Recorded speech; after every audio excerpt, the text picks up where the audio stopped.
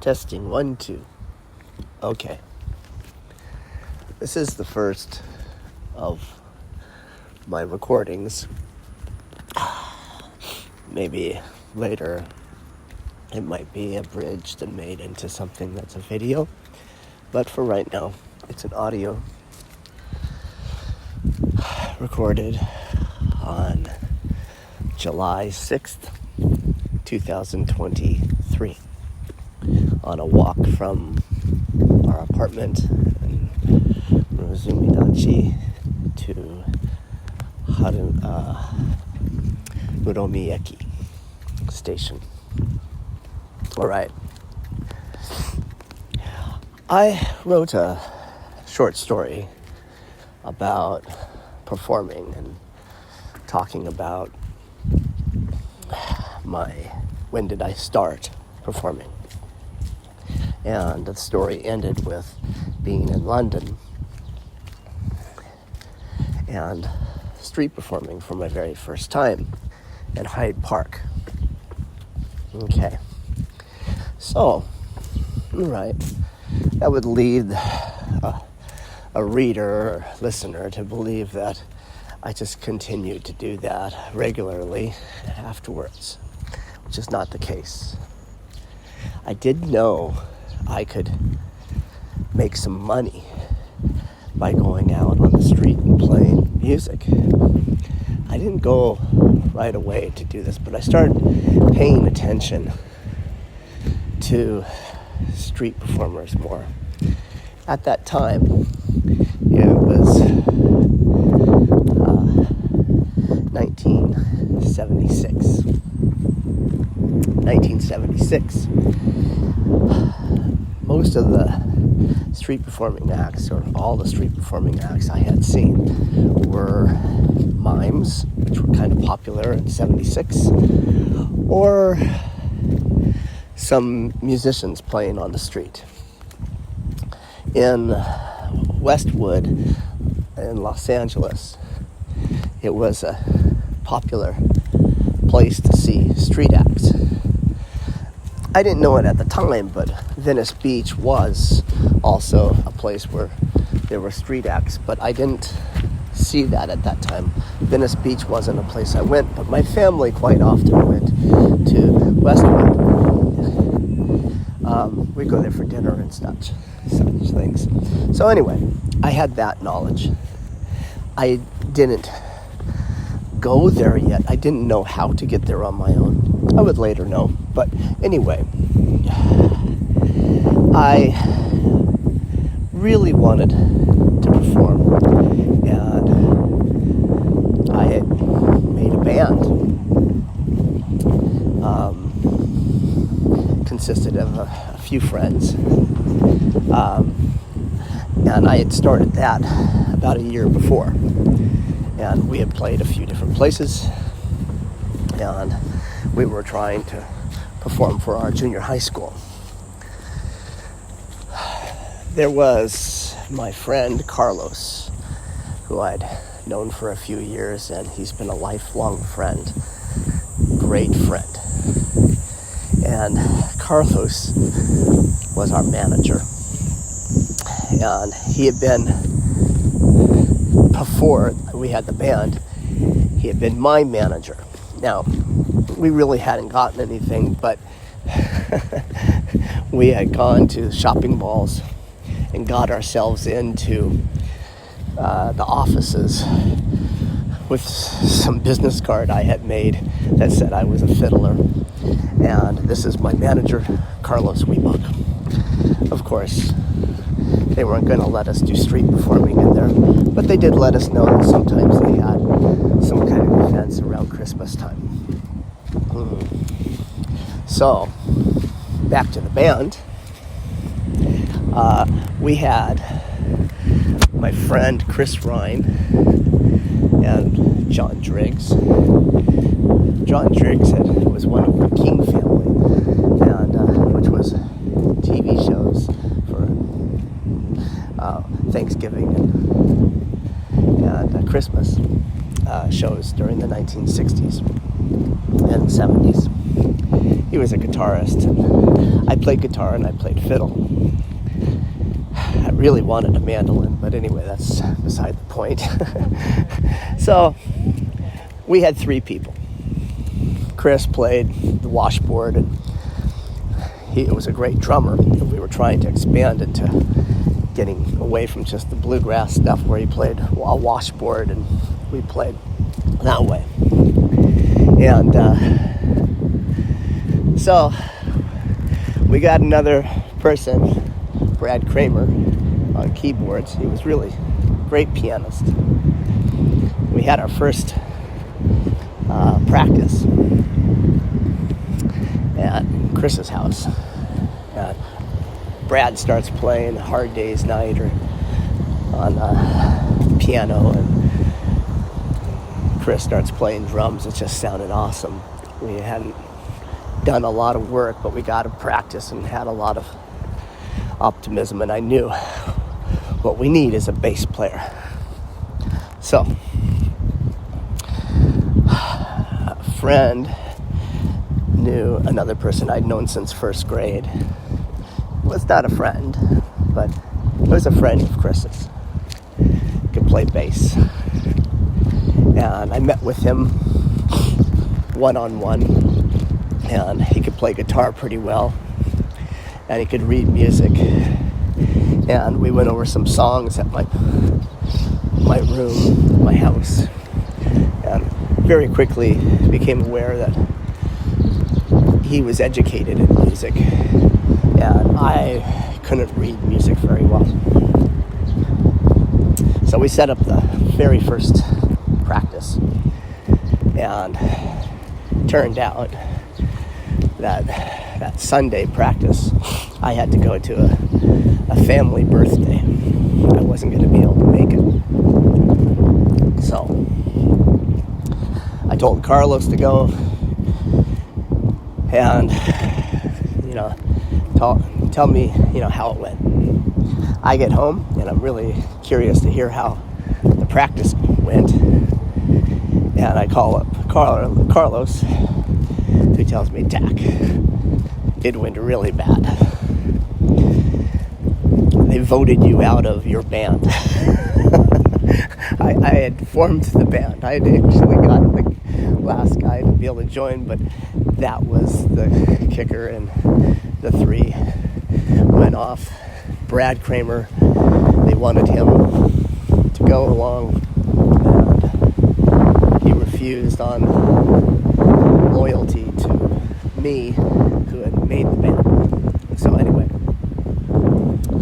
I didn't have a band ever again until in Hawaii many years later. So I kind of settled down into just being a solo act, and I could play fiddle, and I could play guitar, and I could sing, and I was starting to write music. And I hadn't gone down to Westwood, but I found a few places that would let me play around, and I didn't make a lot of money, but I made change, and I got one gig at a party that had seen me playing on the street. It was nothing big, but at least, it was something. My family breaks up, and I moved to Idaho with my mom.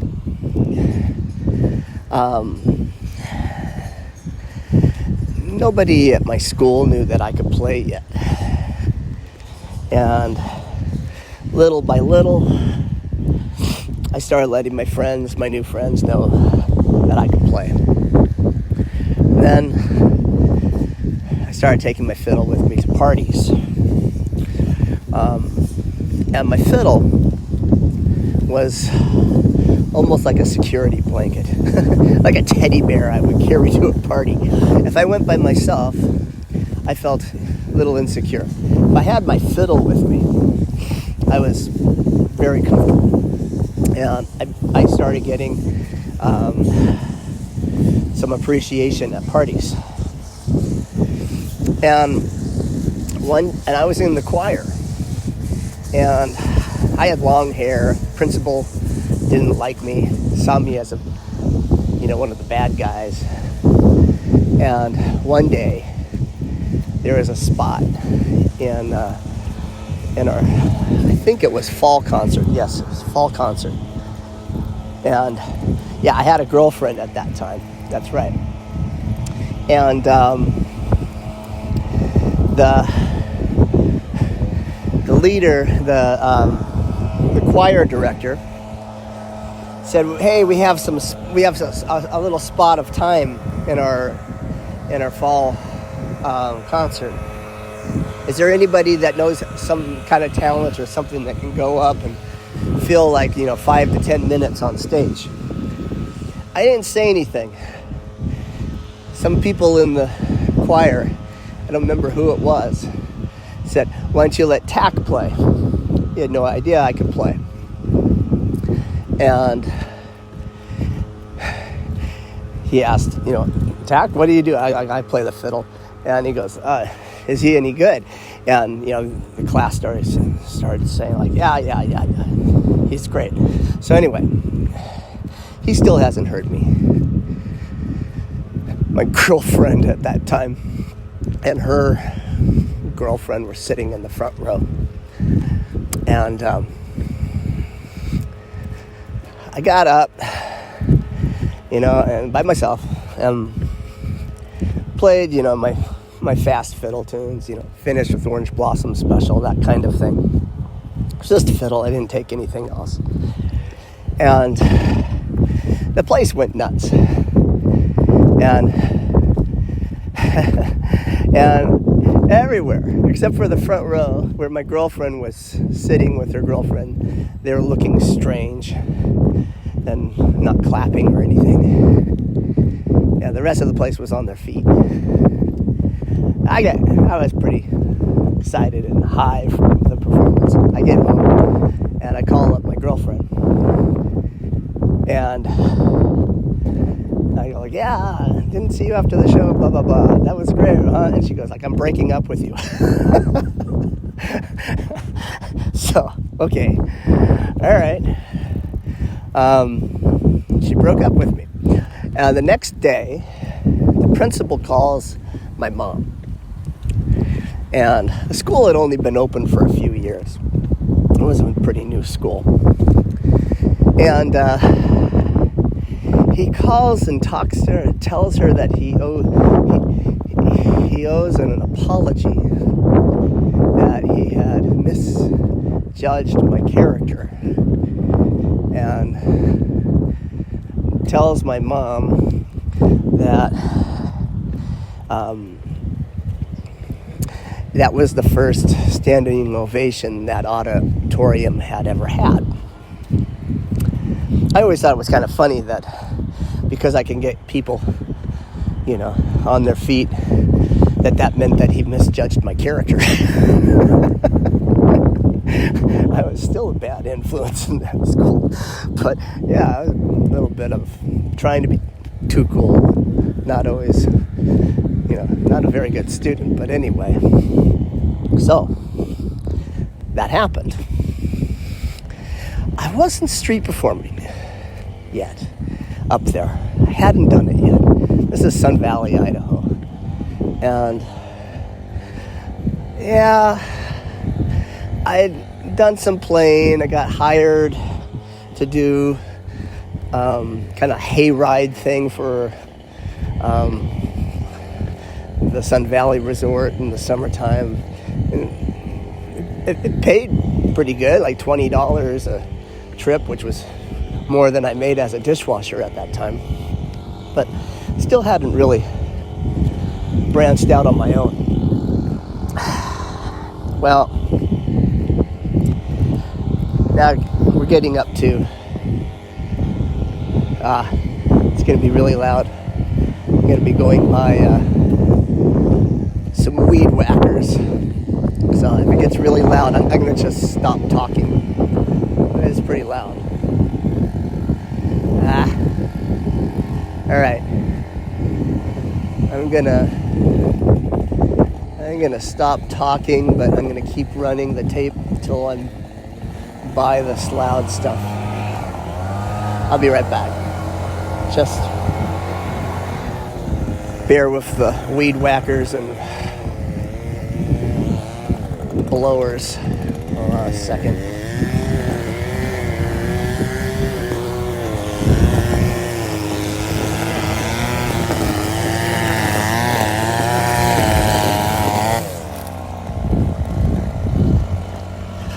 All right, so we're back. Okay, weed whacking behind. Ouch! What's that? He just hit me with a rock. Jesus. All right. Okay. So. All right. I'm okay. That's surprising. All right. So anyway, I'm now out of school, and I did leave school early. That's another story, but maybe I'll just touch on it right now. I've been held back in the first grade and the second grade, one semester both times, which always had me with this feeling of resentment that they had done that to me, because I'd always watched. I made friends with people that were in the new grade that I was in, but I could always see the people I had started first grade with that were now always in the grade ahead of me. So my cousin, who started school at the same time I did, was one of those people. And when I was in the 11th grade, she moved up to Idaho to live with us. There's weed whackers everywhere today. So anyway, she had finished all her school early in the winter, and she would have to go back in the summer and graduate. And she came on up during those months before her graduation. And of course, she made friends with everybody that was in the 12th grade, which changed my friend group to a different group, because I was with her all the time. And they're graduating. And as they're getting ready to graduate, before their graduation, I made this kind of rash decision that I justified, that I was turning 18. I did not want to be an adult in high school. That I could qualify to go to junior college in California at 18, and my plan was to do that in the next fall and get a job as a cook in a really good restaurant for the summer. All right, so I did that. Now I'm working in this, but I didn't get a job as a cook. I wanted a job as a cook, but there was a job opening for a dishwasher in one of the best restaurants in town. One of my friends was also a dishwasher in one of the other great restaurants in town. The restaurant I was working at was called the Ketchum Fish Market. And my friends that were good cooks working told me, that's a really good restaurant, and they will promote you if you let them know, and they will train you to be a cook in their restaurant. So I let them know, and immediately, even though I had to do all my other duties, they started me on my training to be a cook, teaching me to make sauces and all kinds of prep work, so, and told me that in the winter time I would be a cook. So my plans kind of changed. I wasn't going off to college. I was going to be this gourmet cook. But performing meant everything to me. And that winter, I had been working as a cook, but I'd taken some time off to go to California with my mom. And for about a month. And when I got back, I I started working as a cook, and somewhere in the holiday rush of New Year's, they decided they were going to put me back in the dishwasher. And the boss said he shouldn't have let me go on my trip, that he should have taken that time to train me, that my training shouldn't have been during the rush time. So I was a bit depressed anyway. Now I'm back to dishwasher in this good restaurant. But anyway, I'm living on my own with a roommate, and not at home. I'm still able to support myself. I was 18. And here comes this chance for a talent contest. And it was going to be up at a place called Galena Lodge. Now,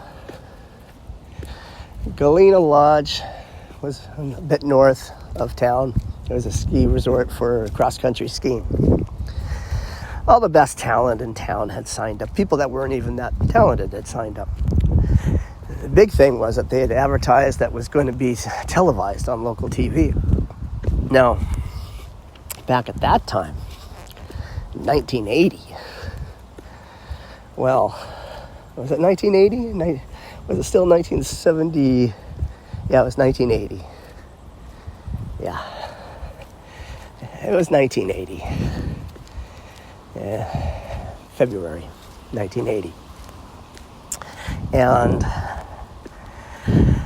at that time, to be on TV, if you'd grown up in that time, you only saw yourself on TV if you had really were in TV, on movies and commercials and things like that. My voice had been on TV as a child for Sesame Street, but I'd never seen myself on TV.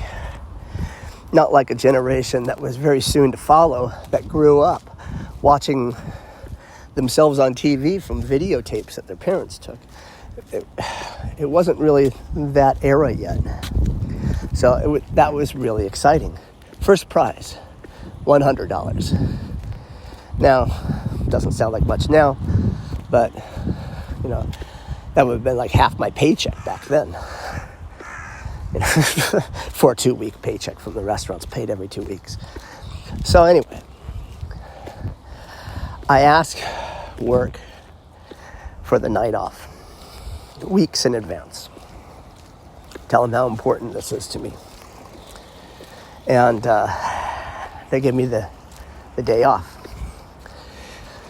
My family goes up to go cross-country skiing at the lodge, at the place where the contest is going to be, and meanwhile they're setting the stage, and it's getting late afternoon, just about an hour or two before they're going to start the contest, because it's winter time. It gets dark around that time. So all of a sudden the people at the place call for me. You've got a phone call. So I go to the phone. It's my boss, or one of the bosses. His name was Toby.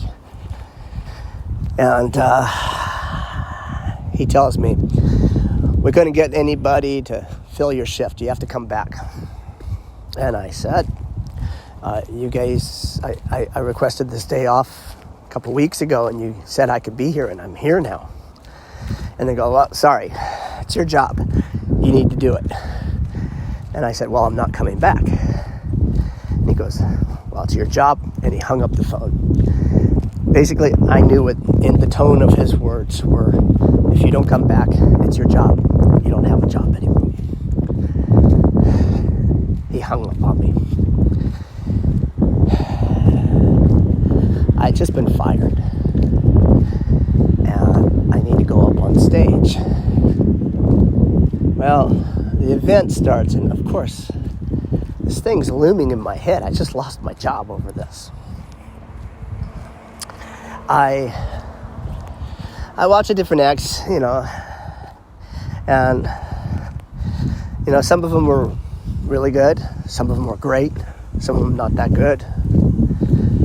There was one act where these guys were playing guitar and singing in perfect harmonies, and they were doing basically Crosby, Stills, Nash impersonation, and they sounded just like them. And people loved it. And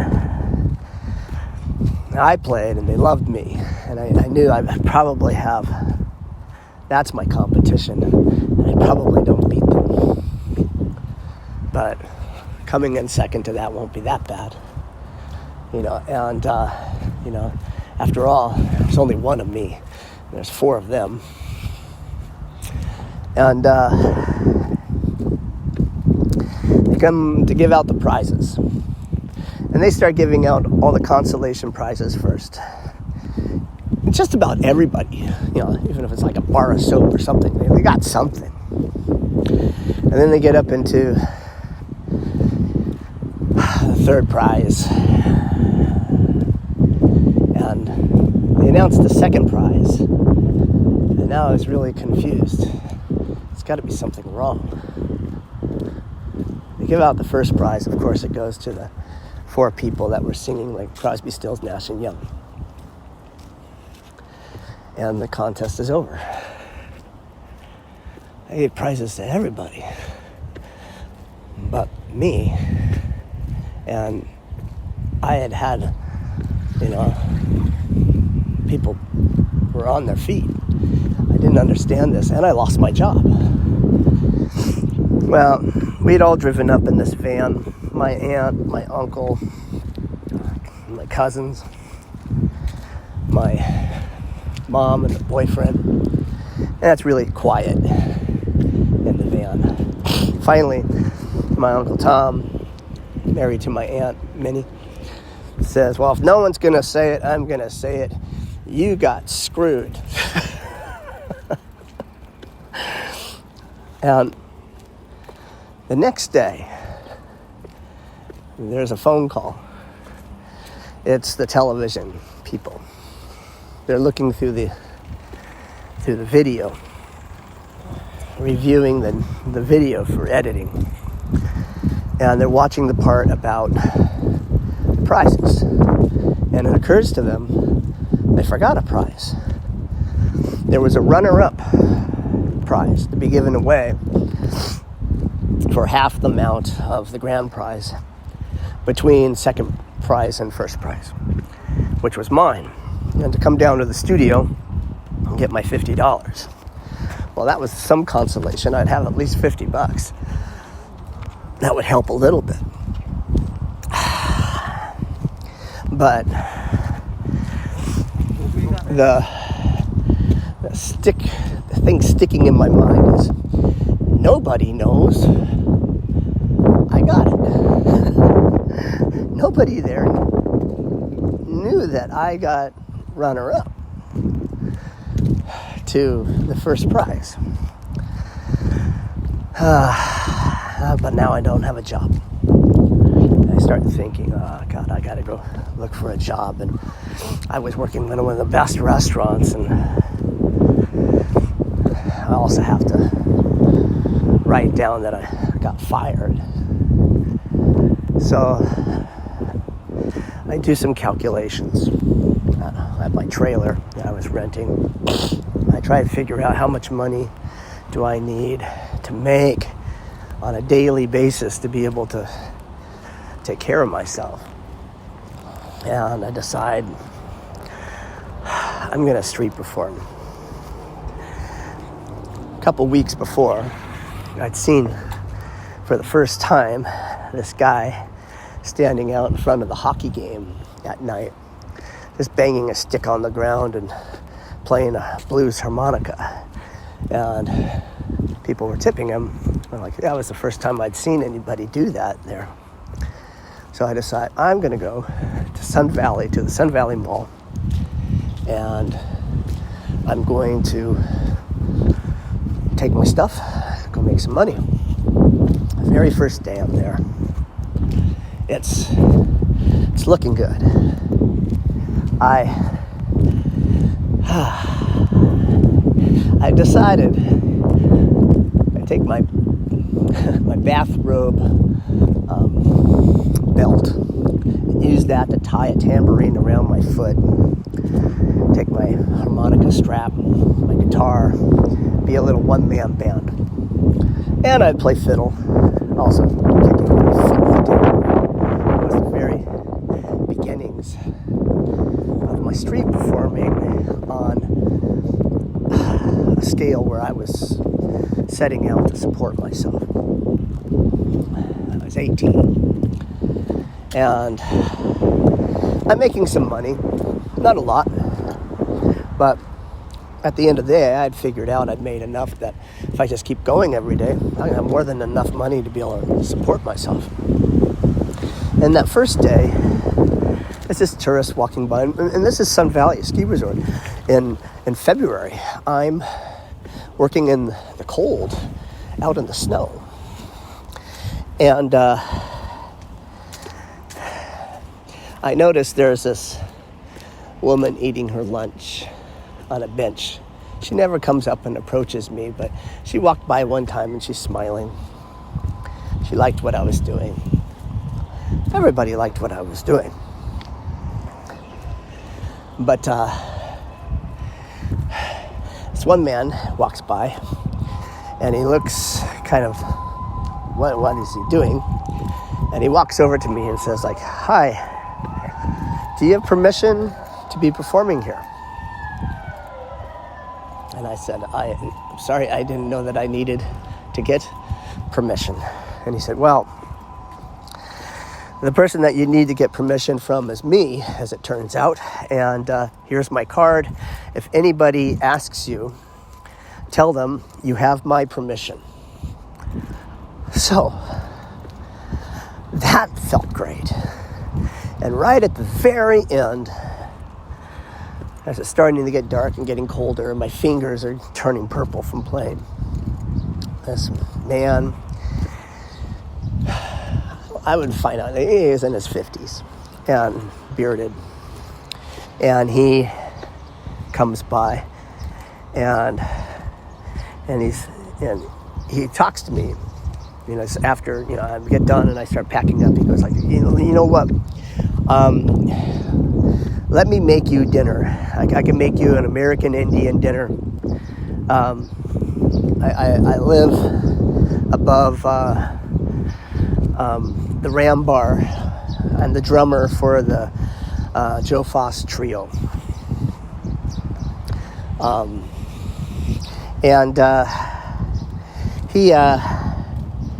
He says, "I want you to meet my girlfriend. She will just love that you're doing what you do." So I go to his little small room, and he's making me a little hot plate in his room. This kind of grain mixture. First time I ever had Native American Indian food. And he's making it, and all of a sudden the door opens, and it's the girl who had been watching me for her lunch. And her name was Shirley. And she's a puppeteer, but she's working as the daycare for the people that were skiing and leave their kids off. And she pulls out her suitcase of puppets, and she and we start playing with puppets. I remember distinctly that I was using her Ollie the octopus puppet, and she had this other really cool lion, Lucy the lion. This would be one of those fate type things. Had that day never happened, life would have been very different. Because as it would turn out, before I became the street performer that I was to become, I would be one of the key elements of a troupe she put together in the Sun Valley area called the Out of Time Players. And it would go through different formations, sometimes only just her and me. And then I moved away, and she just became like the main children's entertainer for birthdays in a very rich area. But was also part of what led me to study puppetry in Atlanta at the Center for Puppetry Arts and do everything that I do. So anyway, we're back in the room. She's doing puppets with me, and I leave. I go back home to the trailer. I have nothing but confidence in me. And I am all planned to go out the next day. So I go out the next day. And I'm playing, and people are doing what they were doing the day before. I'm making money. And a father of a guy I knew of in high school, ironically, who happened to be the father of the guy that ended up dating the girl I had a crush on in high school. And I never became friends with him. I kind of, he's, of course, he's the guy that got the girl that I liked. Okay. But his dad is a police officer for the Sun Valley Police. And the walking guy, walking policeman on the mall of the Sun Valley Resort. And he stops me in the middle of playing, and I have an audience. And he says, you don't have permission to be here. Which I then pull out my business card, which I've put on my body, just in case anybody ever comes up. And I go, actually, I do have permission. And I say, so-and-so, you can check with him. And he goes, I will. And he leaves. I have a small crowd around me. I'm playing. He comes back right through my circle, grabs me, makes me stop, and says he's changed his mind, and he escorts me off the property. I go home, and that night I start getting sick. I have the flu for like 2 weeks. I couldn't go back. Finally, I go back, and I go back to the offices to find out, approach this guy, what changed? And I learned that the policeman had entered his place and told him, you do not have the authority to give permission. That it was up to the city, and he's in control of that. Well, so I decide, okay, I'm going to go 1 mile away to the town that I lived in, where the ski mountain actually is. It's Ketchum. And I would set up in front of the post office, which at that time was this A-frame building. And a lot of people would go to the post office because, of course it's a post office, but a lot of people back then didn't have post office boxes. They checked general delivery. Anyway, I'm playing at my setup. Everybody that goes by is smiling. If they weren't smiling before, they had a smile on their face. That made me feel good about what I was doing. All right, I don't have to do Sun Valley. I can do it here. And a policeman from Ketchum is either walking in or out of the post office, and he smiles too, but then he looks down and he sees that I'm making money. And he then tells me that I can't do that. That it's okay if I play music, but I cannot collect money. That they consider it panhandling, which was a term that my mom's boyfriend used to use, describing me for years, even after I was successful as a panhandler. Yeah, okay. So, again, shut down. And that night, I go over to my friend Daryl King's girlfriend's house, whose stepfather happens to be the mayor. And I tell him what's happened. And he explains to me that there used to be a problem in the town where people would come and try to sell used or stolen skis out of vans, and that they had put up a city ordinance that stopped such a thing. But he said, because I had said, well, okay, now there's there down by the lifts, by the ski lifts, there's a small hot dog cart, and called Irving's Red Hots. And why is that able to operate, but I can't operate?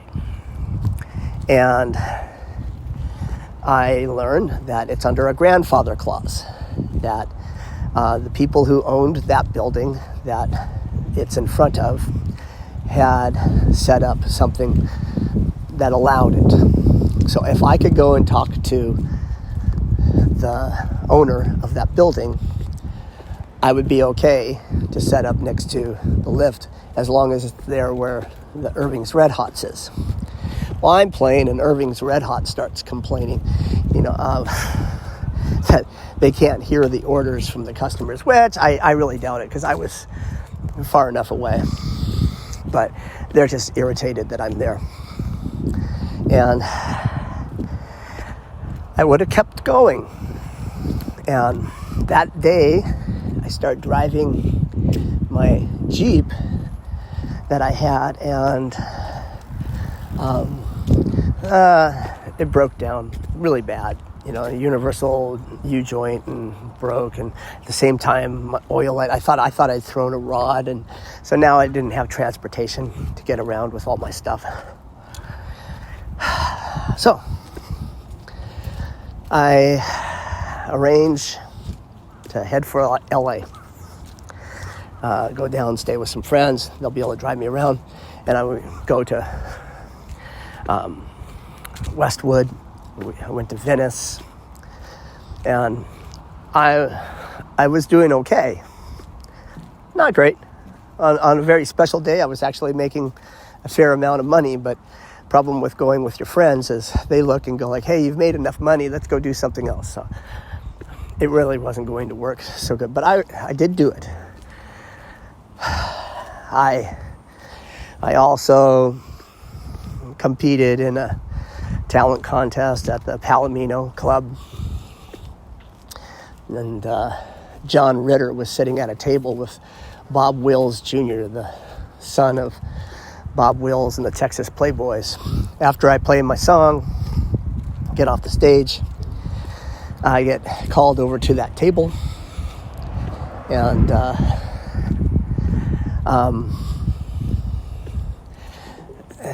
given a business card to go see them at their offices. For some reason I didn't do it because I was leaving the next day. But I'm playing in the LAX airport, and this guy at the ticket counter or the check-in counter, he's on the telephone, and he waves me over and goes, here, can you play here? He's holding the receiver out. So I go ahead and I'm playing the Orange Blossom Special. And when you play a fiddle, it's pretty close to your ear, but it still sounded a little bit different than normal. And I finish and I go like, where did that go? And he goes, throughout the entire terminal.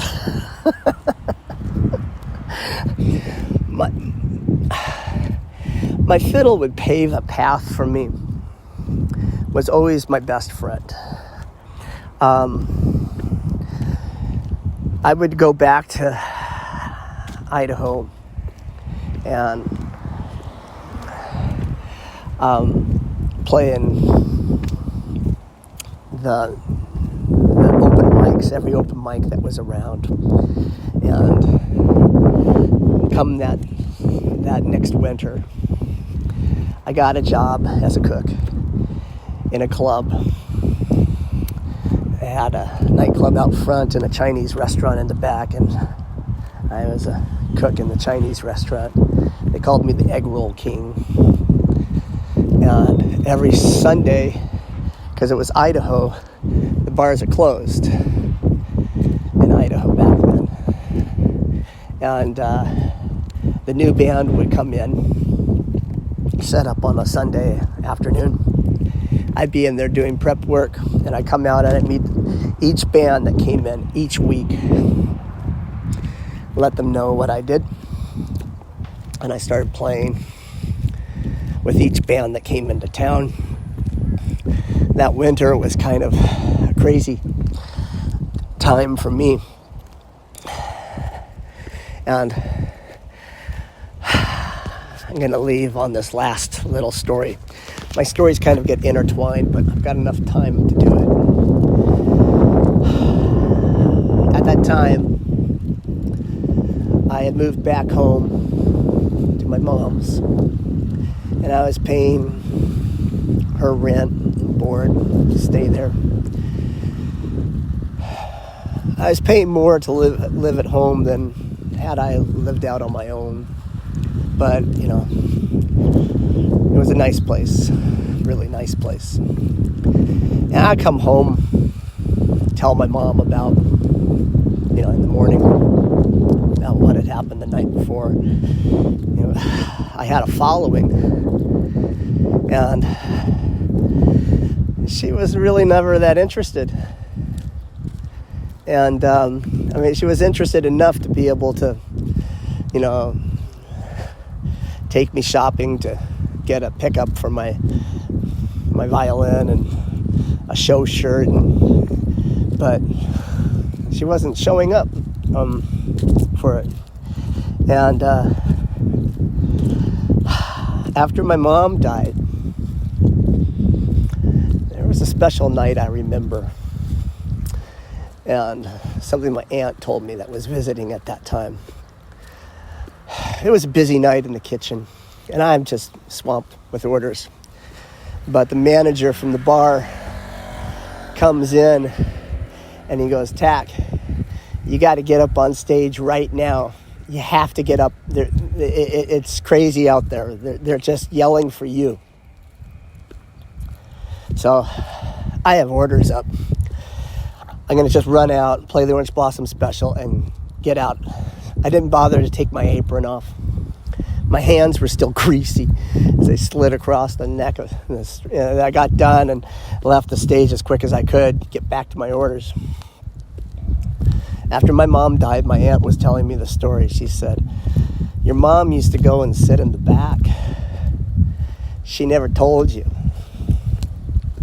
And one time we decided to go get a table in there before the band started. There was like no tables, nobody's sitting there, we're just there. And then the place starts filling up, and the band starts playing, and everyone starts yelling, "We want Tak." And she said it actually got kind of rowdy in there. We were a little worried for a while that, you know, that it was safe to be there. Then all of a sudden you came up on stage. You were wearing an apron. You've just played one song, and the place went crazy, and you left. And what my aunt told me was, what I remember about watching you there is that how natural that seemed for you to be on stage. So